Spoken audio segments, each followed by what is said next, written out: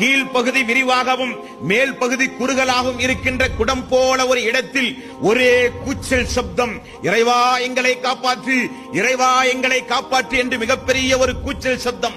ரசூல் ஸல்லல்லாஹு அலைஹி வஸல்லம் அவர்கள் எட்டி பார்த்தார்கள். நிர்வாணமாக ஆண்களும் பெண்களும் அந்த குவளைக்குள் இருக்கிறார்கள். குவளைக்கு அடியிலே தீ மூட்டி கொதிக்கின்ற தண்ணீரில் வெந்து கொண்டிருக்கிறார்கள். யார் இவர்கள்? நபி ஈசா. யார் இவர்கள்? ஜிப்ரீலே, என்னால் பார்க்க சகிக்கவில்லையே, யார் இவர்கள் என்று சொல்லப்பட்டது.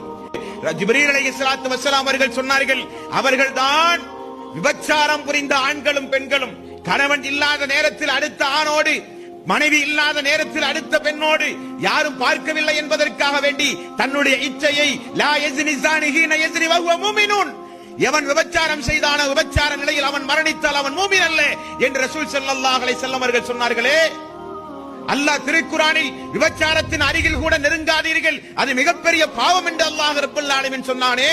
கண்ணால் பார்க்காதீர்கள், கண் செய்கிற விபச்சாரம். கையால் தொடாதீர்கள், கை செய்கிற விபச்சாரம். அந்நிய பெண்ணோடு அமர்ந்திருக்காதீர்கள், மூன்றாவது நபராக சைத்தான் இருப்பான் என்று ரசூல் ஸல்லல்லாஹு அலைஹி வஸல்லம் அவர்கள் சொன்னார்களே.